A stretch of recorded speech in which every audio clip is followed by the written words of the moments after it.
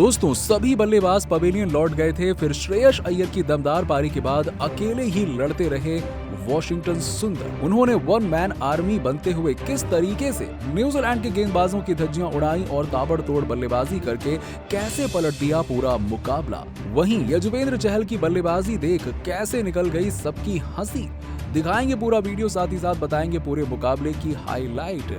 और आपको क्या लगता है कि संजू सैमसन और ऋषभ पंत में किसे मिलना चाहिए एक और मौका? कमेंट सेक्शन में जरूर बताइए। दोस्तों न्यूजीलैंड के खिलाफ तीसरे वनडे में टीम इंडिया को हर हाल में जीत जरूरी थी। ऐसे में जब सिक्का उछला तब एक बार फिर से वो गिरा न्यूजीलैंड के कैप्टन केन विलियमसन के पक्ष में। उन्होंने बिना समय गवाए पहले गेंदबाजी करने का फैसला किया। सबकी निगाहें टिकी थी भारत की प्लेइंग 11 पर कि इस मुकाबले में संजू को मौका मिलता है या नहीं। और दोस्तों एक बार फिर से सबके हाथ निराशा लगी। धवन ने इस मुकाबले में भी संजू को मौका नहीं दिया और पिछले मुकाबले में सेम टीम को इस मैच में न्यूजीलैंड को चुनौती देने के लिए उतारा। लोग एक बार फिर से धवन के इस फैसले से नाराज थे, लेकिन भारतीय कप्तान को इससे फर्क नहीं पड़ने वाला था। खैर बल्लेबाजी करने के लिए शुभमन गिल के साथ धवन मैदान पर उतर चुके थे। पहला ओवर लेकर आई टीम सऊदी और उनके इस ओवर में दोनों ही बल्लेबाजों ने रक्षात्मक अंदाज में बल्लेबाजी की। पहले ओवर में केवल 1 रन ही बना। सऊदी की गेंद पर पहला खाता खोलने वाले धवन ने दूसरे ओवर की तीसरी गेंद पर तेज गेंदबाज मैट हेनरी को बाउंड्री की राह दिखाते हुए भारतीय और अपनी पारी का पहला चौका लगाया। दूसरे के बाद टीम इंडिया का स्कोर 7 रन के पार पहुंच गया। शिखर धवन ने अपना आक्रामक रूप दिखाया था और तीसरे ओवर की चौथी गेंद पर उन्होंने बेहद ही खतरनाक अंदाज में बल्लेबाजी करते हुए टीम सऊदी की गेंद को लगभग 90 मीटर दूर मारा। जी हां, अक्सर कप्तान धवन शुरुआत में इतना एग्रेसिव नजर नहीं आते, लेकिन इस मुकाबले में वो बेहद ही आक्रामक अंदाज में बल्लेबाजी कर रहे थे। हालांकि इसके बाद कीवी गेंदबाजों ने वापसी की और अगले 6 ओवर तक दोनों ही बल्लेबाजों को कुछ खास करने का मौका नहीं दिया। टीम इंडिया का स्कोर 6 ओवर के बाद केवल 17 रन ही था, पर अच्छी बात ये थी कि दोनों ही सलामी बल्लेबाज अब तक सलामत थे। 8वें ओवर में एक बार फिर से कप्तान धवन ने रफ्तार पकड़ी और गेंदबाजी करने आए मैट हेनरी को आड़े हाथों लेते हुए उन्होंने उनके इस ओवर में 2 चौके लगाए और कुल 10 रन बटोरे, जिसके चलते 8 ओवर के बाद टीम इंडिया का स्कोर 31 रन था और यहाँ तक भी भारत के सभी विकेट सुरक्षित थे। फिर आता है वो ओवर जिसने रोमांच की सारी हदें पार कर दी।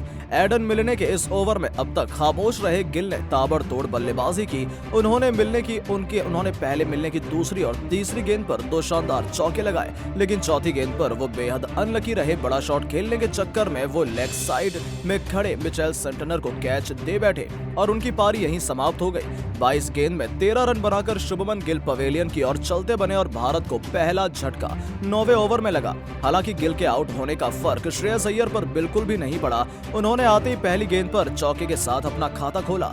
10 ओवर के बाद टीम इंडिया का स्कोर 1 विकेट के नुकसान पर 43 रन था।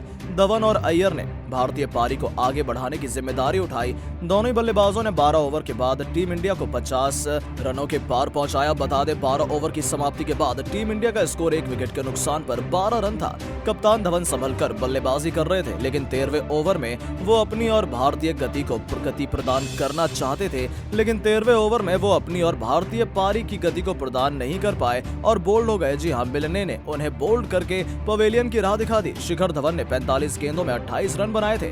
बता दें उन्होंने अपनी पारी में 3 चौके और एक शानदार छक्का लगाया। 55 रन पर भारत को दूसरा झटका लग चुका था। अब मैदान पर वो बल्लेबाज आया था जिसे संजू सैमसन का विलेन माना जा रहा है। जी हाँ, हम बात कर रहे हैं ऋषभ पंत की। श्रेयस अय्यर का साथ निभाने आए पंत ने दूसरी ही गेंद पर एक खतरनाक चौके के साथ अपनी पारी का आगाज किया और बताया कि वो आज आक्रामक मूड में बल्लेबाजी करने आए हैं। दूसरी तरफ श्रेयस अय्यर लाजवाब बल्लेबाजी कर रहे थे। वो बेहतरीन फॉर्म में हैं और इस मुकाबले में भी उन्होंने अच्छी फॉर्म को दर्शाया है। ऋषभ पंत ने मिलकर टीम इंडिया को 17 ओवर के बाद 74 रनों के पार पहुंचा दिया था। इसके बाद दोनों ही बल्लेबाजों ने और भी बेहतरीन बल्लेबाजी करते हुए 20 ओवर के बाद टीम इंडिया का स्कोर 85 रन के पार पहुंचाया। ऋषभ पंत मैडम मिलने की गेंद पर एक बेहतरीन चौका भी लगाया। सबको लगा अपनी फॉर्म हासिल कर चुके हैं और इस मुकाबले में वो कुछ बड़ा भी करेंगे, लेकिन 21वें ओवर में में गेंदबाजी करने आए न्यूजीलैंड के पार्ट टाइम गेंदबाज डेरिल मिशेल की गेंद पर बड़ा शॉट खेलने के चक्कर में वो ग्लेन फिलिप्स को कैच देते हुए पवेलियन लौट गए और एक बार फिर से उन्होंने सबको डिसअपॉइंट किया। पंत ने 16 गेंदों में केवल 10 रन ही बनाए थे। अब मैदान पर सूर्य कुमार यादव और अय्यर की शानदार जोड़ी बल्लेबाजी कर रही थी पर ताबड़तोड़ अंदाज में नजर आ रहे थे। उन्होंने 44 गेंदों में 36 रन की पारी खेली थी। दूसरी तरफ 5 घंटे खेलकर उनका साथ निभा रहे थे। भारत का स्कोर 22 ओवर के बाद 3 विकेट के नुकसान पर 97 रन था। दोस्तों 23वें ओवर में भारत ने 100 का आंकड़ा पार किया और 45 गेंदों में 38 रन बनाकर श्रेयस अय्यर बेहतरीन बल्लेबाजी कर रहे थे। अगर बात करें भारत के बड़े बड़े बल्लेबाज शुभमन गिल, ऋषभ पंत की, तो इन सब ने निराश किया। वहीं अय्यर का साथ निभा रहे थे T20 के बादशाह सूर्य कुमार यादव। यहां से उम्मीद थी कि दोनों ही बल्लेबाज भारत को एक लंबी पार्टनरशिप करके अच्छे टोटल तक पहुंचाएंगे।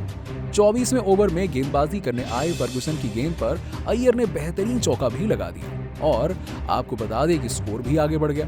इधर स्कोर पहुंच गया 110 रनों के पार 3 विकेट गिरने के बावजूद। इंडिया अच्छी स्थिति में लग रहा था, लेकिन तभी आता है दिल तोड़ने वाला ओवर। जी हां, 25वें ओवर में गेंदबाजी करने आए एडम मिलने ने आते ही पहली ही गेंद पर सूर्य कुमार यादव को स्लिप में कैच आउट कराते हुए सबको हैरान कर दिया। दूसरे वनडे में सूर्या ने लाजवाब बल्लेबाजी की थी और उम्मीद थी कि वो तीसरे वनडे में भी अच्छा खेल दिखाएंगे, लेकिन 10 गेंदों में 6 रन बनाकर सूर्य कुमार यादव जैसा बल्लेबाज भारत को मुश्किलों में डालकर चला गया।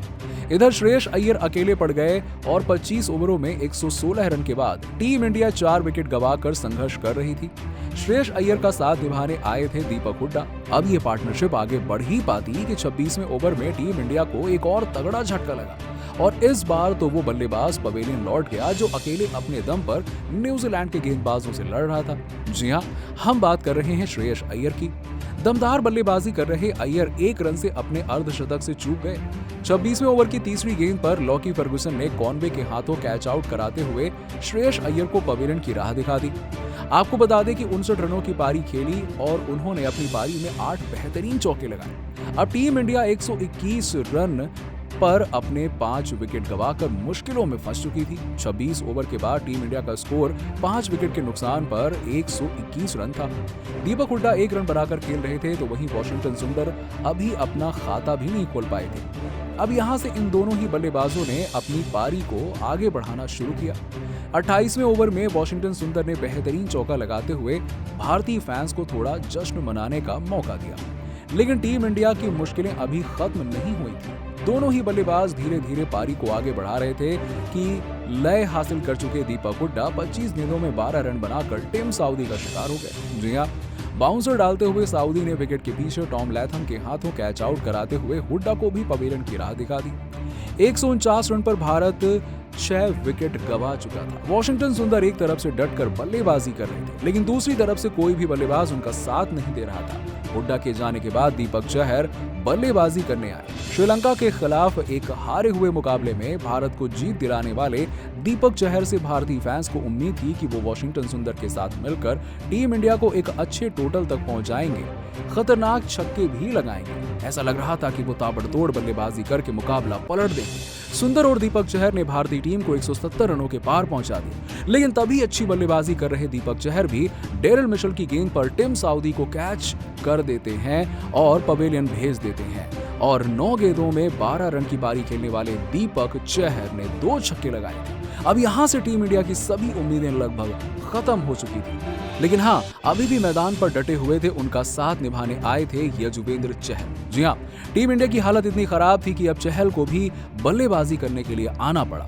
उन्होंने वॉशिंगटन सुंदर का साथ निभाना शुरू किया। 39 ओवरों के बाद टीम इंडिया का स्कोर 7 विकेट के नुकसान पर 172 रन था, जिसमें सुंदर ने 42 गेंदों में 23 रन बनाए थे और वो भी डटकर बल्लेबाजी कर रहे थे। इसके बाद 40 ओवर में गेंदबाजी करने आए लॉकी फर्गुसन की पहली ही गेंद पर सुंदर ने चहल को स्ट्राइक दे दी और सबको चकित करते हुए यजुवेंद्र चहल ने फर्गुसन की गेंद पर बेहतरीन फुटवर्क दिखाया और गेंद को 3 रनों के लिए भेज दिया और इसी ओवर की चौथी गेंद पर वॉशिंगटन सुंदर ने शानदार चौका लगाया और भारत का स्कोर 7 विकेट के नुकसान पर 180 रनों तक पहुंचा दिया।